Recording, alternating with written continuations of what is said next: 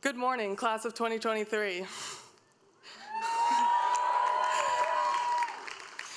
First, I would like to welcome and thank all the family, friends, and loved ones who have traveled here to celebrate with us today.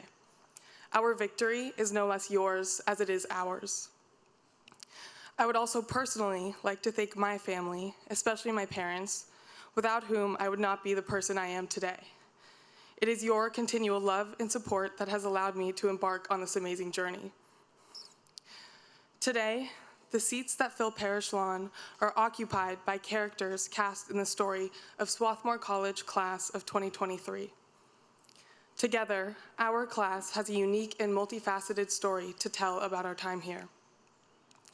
Now, I won't pretend that I can speak to the individual experiences of every graduating senior here today, but my hope is that at least one thing I say in this speech today resonates with you, my fellow classmate. I recently had the amazing opportunity to chat with a neuroscientist who studies consciousness, and in this conversation, we discussed the idea of the extended self, the idea that part of our own consciousness exists in the minds of people we know and who know us. We have existed in the minds of each other and in each other's narratives over the past 4 years. After all, in the setting of this minuscule 1,600-student suburban campus, we have been characters in each other's stories, be it major or minor roles. Maybe we have only perceived each other passively, waiting in line at Sharples, passing through the Fieldhouse lobby, working diligently in Singer Commons. But maybe we have been friends since freshman year. Maybe we were teammates, lab mates, or roommates. Maybe we were in a group project together. If that's the case, I'm so sorry. I'm sure I was obnoxious. Maybe we grew apart. Maybe we would have become close friends if it weren't for the pandemic. Maybe we coyly made eye contact on the first day of freshman orientation when some administrator said, "Look to your left, look to your right. One of these people may be your soulmate." And then maybe, after our brief romantic eye contact, our paths never crossed again. In any case, the point is that in some capacity, we are familiar. When I was writing this speech, I had some trouble figuring out about how to organize my thoughts. I didn't have in mind some piece of unique prophetic wisdom to bestow on all my classmates about conquering the daunting unknown of our separate futures. In fact, the only motif that kept returning to me was that of uncertainty. I am a graduating senior. Like many of my peers, I have no idea what I'm doing after this. I'm about to enter the so-called real world, and there's still so many things I don't understand. What is the point of insurance? How and why do I wash my laundry on any setting besides cold and light soil? At what point in my life do I succumb to purchasing a crock pot? That will be the death of me. Hopefully, most of you are much more prepared to enter adult life than I am. But in any case, of my adulting capacity, I am uncertain, and of my future, I am uncertain. These uncertainties of mine were unfairly leveraged one cold winter morning when I was walking through campus, ruminating on all the important life skills I have not yet mastered. I happened to glance into the greenery lining Parish Walkway, and to my surprise, I discovered a label nestled in the leaves. It read, "Solitary Clematis." I continued walking, spotted another one, Mini Pearl, then another one, Red Sprite, and so on. At this point, immersed in my quarter-life crisis and deeply rattled by the uncertainty of my storyline after graduation, these labels felt somehow offensive. How was it possible that a plant knew who it was, and yet I still didn't? Everywhere I walked that day, I was ambushed by an onslaught of certainly labeled flora. White snake root, Japanese maple, dove tree.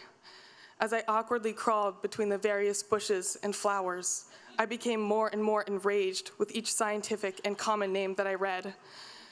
As if I wasn't already in an identity crisis, now nature would not stop asserting its identity in my face, mocking my struggle with not one, but two labels each. For days after this torturous yet admittedly self-inflicted experience, I couldn't bear to look at any flowers or shrubs. Every blade of labeled grass, every name-bearing petal enraged me to my core. Until one day, I was again ambling towards academic campus, but this time it was sunny and the temperature outside was delightfully ambient. And when I glanced to my right and spotted the plant labeled solitary clematis, to my surprise, I didn't feel angry. Instead, I admired its beauty. Its green leaves had just emerged from winter's slumber and were soaking in the newfound sun's rays, just as I was. As I found myself identifying with this plant, something struck me. Arboretums, such as the campus of Swarthmore, are not about labels. Swarthmore is not about labels. I did not come here to receive a degree just to be able to say that I have one. I came here because I have diverse interests that I wanted to cultivate. I came here because I wanted to grow personally and intellectually. Arboretums are dedicated places of growth, and labels are merely a happy consequence. My revelation, while quite plausibly weather-motivated, revealed to me that the plants and I had more in common than I previously thought. So this is what I want to talk about today: growth. Every year at Swarthmore, each student is gifted a plant of their choosing from the Scott Arboretum. When you first acquire your plant, the gracious garden enthusiasts of the Arboretum instruct you on how to care for it and how to let it grow.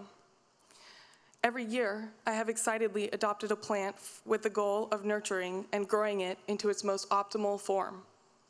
And every year, I fail miserably, and my plant tragically dies come winter break. The instructions for growing a plant are deceivingly simple.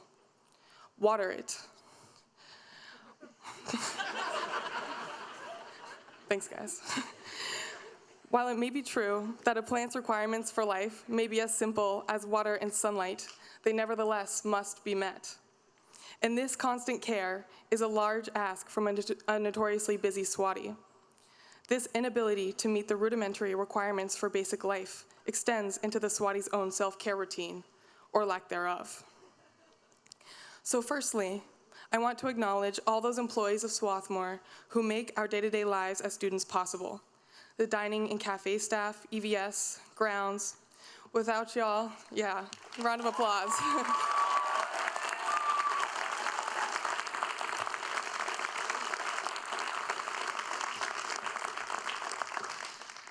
Without y'all, the simplest acts of survival would be impossible for us.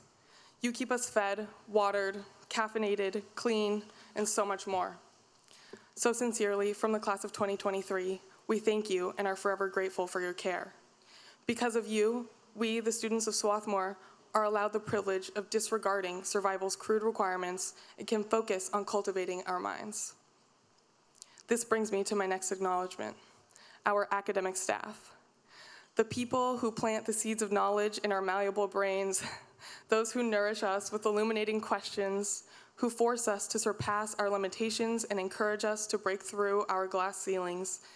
These people include our professors, our lab instructors, our course administrators, our animal and plant care specialists, and everyone else who contributes to our learning environment here at SWAT. To you all, I would like to say that I know we can act ungrateful sometimes, maybe most of the time, griping and complaining about our problem sets and our papers and so on. But deep down, very, very deep down somewhere, we appreciate you. And it is your passion for the pursuit of knowledge that inspires us to continue learning and growing. We thank you.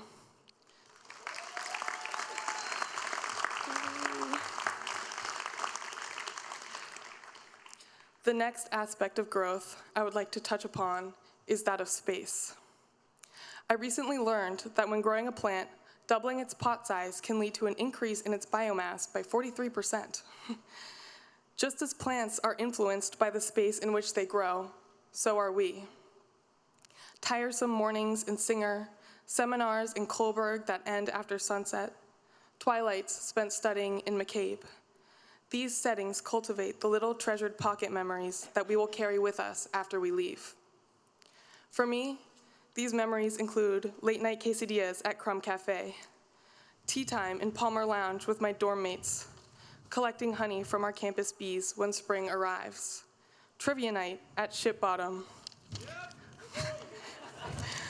sing-alongs in the locker room on game days, listening to the lunch hour concert while passing through Parish Hall, the exchange of daily niceties and coffee with the Duncan staff in the Ville, midnight adventures in Crum Woods, half watching a baseball game on NPPR balcony when the sun finally, gloriously emerges from winter's gloom.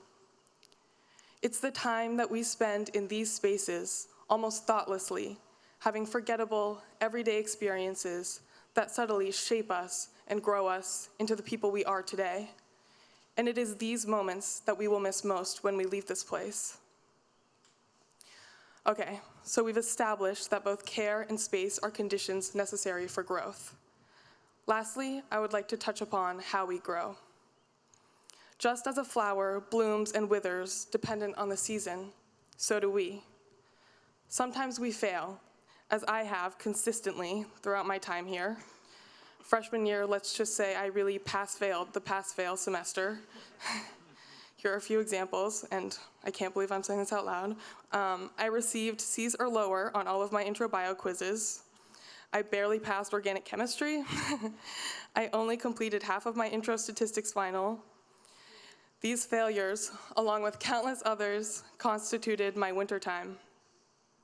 My junior year, I foolishly took an advanced neuroscience seminar. There were only 8 or so people in the class, and I remember feeling grossly out of place. Everyone around me was so smart, much smarter than I was, and I felt like an imposter. I remember turning to a classmate once, tears welling in my eyes as I expressed my insecurities about being in the class. I disclosed to her that I constantly felt like an outsider, that I felt like I wasn't smart enough to be there. She responded, "I have never thought that you didn't belong in this class." To me, that one positive response, that one vote of confidence from a peer I regarded so highly, felt like a huge success. She was the first ray of sun penetrating through the clouds, my groundhog victoriously emerging from its slumber to finally end wintertime. After that moment, I felt confident enough to complete that class and then go on to complete a major in neuroscience. I know this kind of experience is not an uncommon one here. Swarthmore is hard. It's a grind. It pushes you to your breaking point and then some. But nevertheless, our sense of community remains strong. No matter the day, I know I can count on a fist bump from Donnie at the grill. Woo! Cheer for Donnie, yeah. An exchange of pleasantries with Dr. Bauer when passing through Singer. A kind word from a fellow senior when I need encouragement while struggling with my thesis. And when necessary, we fight for each other, be it traveling into enemy territory, aka Haverford, to support our lacrosse teams in their last conference games, supporting our men's basketball team as they travel to the NCAA Final Four tournament, or lobbying to raise wages for school employees and students. Oh, wait. There's my pin, it's covered. This sense of community is what makes Swarthmore so special to me.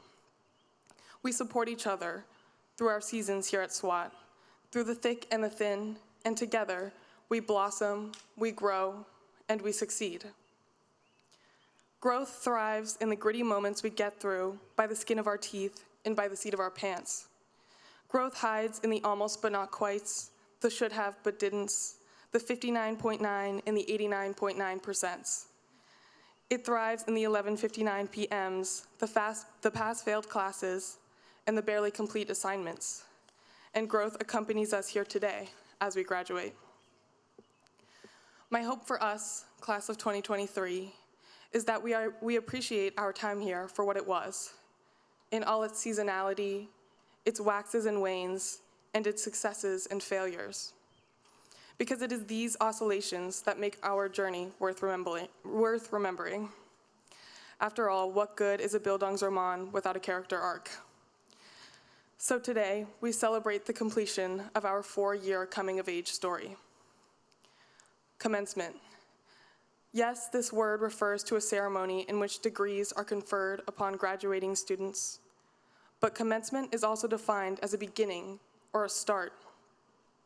For us, this means the end of our Swarthmore Odyssey and the beginning of some new grand adventure. Congrats, class of 2023. We have come of age.